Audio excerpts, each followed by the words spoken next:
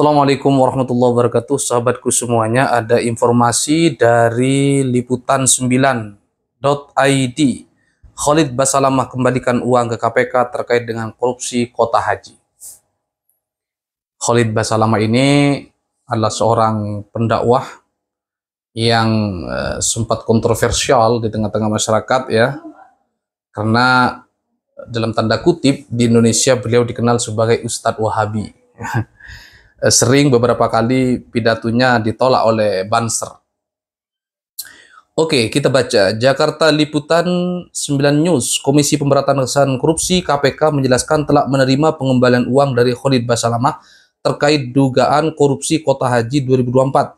Khalid Basalamah diketahui berkaitan dengan penjualan kota haji tambahan DPT Muhibbah. Ada pengembalian uang, benar, namun jumlahnya nanti kami akan update ya beberapa, ujar juru KPK Budi Prasetyo kepada wartawan di Gedung Merah Putih KPK Jakarta Selatan Senin 15.09.2025. Mengenai hal tersebut, meski begitu, kata Budi, uang yang dikembalikan tersebut bersumber dari penjualan kota haji. Tentunya ini terkait dengan penjualan kota ibadah haji yang dilakukan oleh saudara Ustadz KB atau Khalid Basalamah melalui biro perjalanannya, jelas Budi Prasetyo. Sementara itu, pengembalian uang ini sendiri awalnya diungkapkan oleh Khalid Basalamah. Dia menyampaikan telah mengembalikan uang kepada pihak KPK melalui wawancara di salah satu podcast. Teman-teman KPK sudah saya sampaikan semua ini. Mereka bilang, Ustadz, iya, yang ini 4.500 kali sekian jemaah kembalikan ke negara. Ustadz, oke, yang 37.000 juga dikembalikan ke negara, kata Khalid dalam tayangan video podcast YouTube channel Kasih Solusi. Dikutip dari Detik Hikmah, Senin 15.09.2025. Khalid menyampaikan total dana yang dipungut dari jemaah mencapai USD 4.500 kali 118 jemaah ditambah USD 37.000. Seluruh uang ini akhirnya dikembalikan kepada KPK sebagai bagian daripada penyelidikan. Khalid menjelaskan awalnya jemaah berangkat dengan menggunakan jalur forodha. Seluruh biaya perjalanan mulai dari visa, hotel hingga transportasi sudah dibayarkan. Kemudian muncul tawaran dari pihak PT Muhibbah di Pekanbaru yang mengaku memiliki akses ke kota tambahan 2000. PT Muhibbah melalui Ibnu Masud menjanjikan jemaah bisa mendapatkan maktab eksklusif yang lebih dekat dengan Jemarat dengan syarat membayar USD 4.500 atau sekitar 73,8 juta per visa di luar biaya maktab. Oke, ini resmi enggak? Kami tanya, kata Khalid Basalamah. Resmi, jawabannya. Nah, bahasa dia begitu, oke, kalau resmi. Sekarang, kalau kita head to head sama forodha, visa kami, visa forodha juga resmi dan akan berangkat. Berarti sebenarnya ini balance. Belum ada nilai plus yang bisa membuat saya pindah aja deh, gitu kan. Kemudian tiba-tiba saja dia membahasakan juga kalau kota itu bisa mendapatkan maktab VIP. Jelas Khalid Basalamah. Khalid pun mengaku merasa tertarik setelah menjelaskan keterkaitan lokasi maktab, apalagi visa yang ditawarkan pun dijamin resmi. Ditawarkanlah di selebaran kertas itu maktab VIP zona A, zona B. Nah, maktab ini memang yang menarik buat kami karena maktab forodha itu jauh, sehingga ini bisa menjadi nilai plus selama visa itu resmi, kemudian tidak melanggar peraturan ya. Kami pahami itu berarti legal, terus kemudian dapat maktab VIP. Ini maktab VIP menarik sih karena dekat sekali sama Jamarat. Maktab VIP itu biasanya di sana dikenal dengan zona biru waktu itu, jelasnya. Namun akhirnya fasilitas yang dijanjikan tidak sesuai kenyataan. Awalnya maktab yang dijanjikan 111, tapi kemudian dipindah ke maktab 115. Tenda yang seharusnya ditempati jemaah juga ternyata sudah dipakai pihak lain, sehingga rombongan harus berpindah lagi. Setelah diteliti, rupanya visa kota tersebut seharusnya tidak dibayar. namun jumlah tetap dipungut biaya USD 4.500 per orang.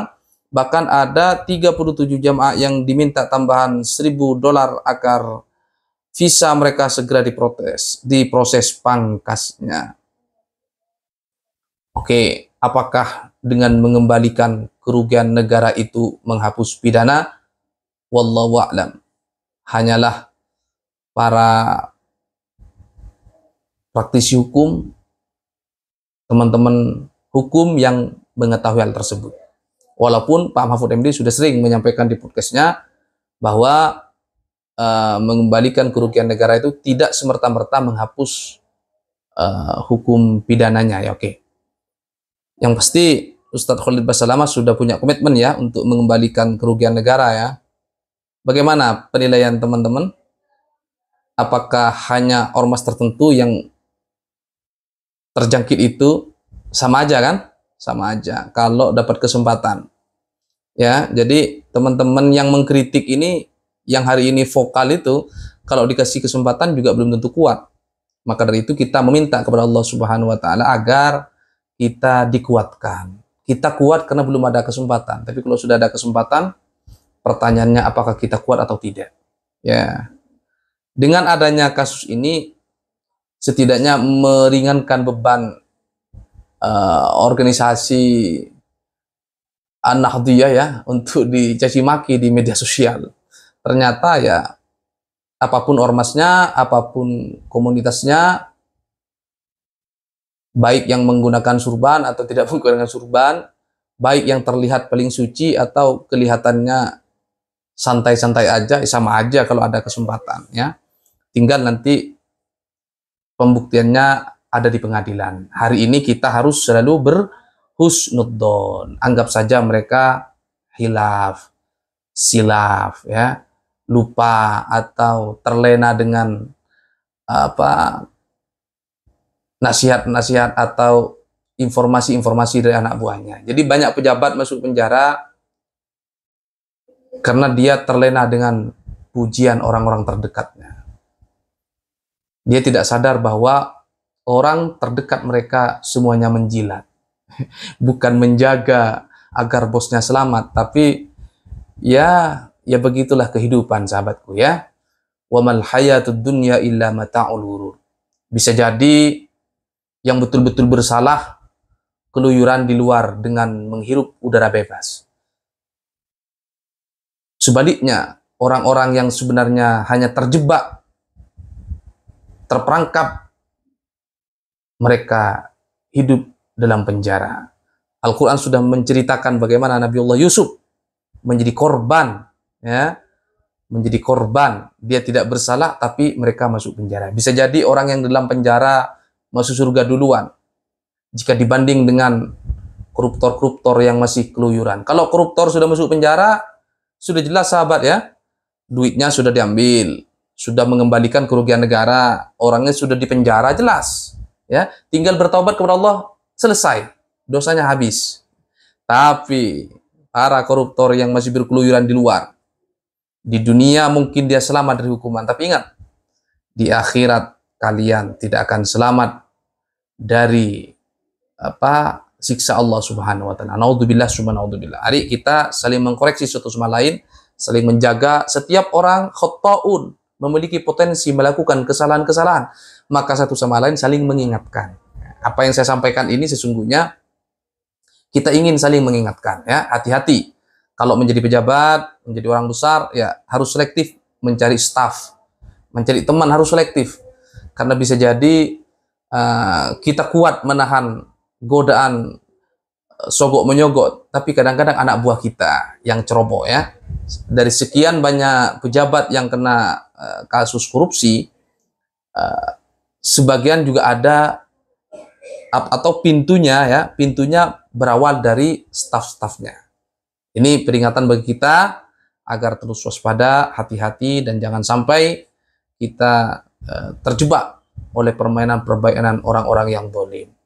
Karena orang-orang yang zalim akan selalu berkeliaran mencari cara bagaimana memperdaya orang-orang baik, orang-orang soleh yang ada di sekitarnya. Hadanallahu wa iyyakum ajmain. Assalamualaikum warahmatullahi wabarakatuh. Sampai jumpa.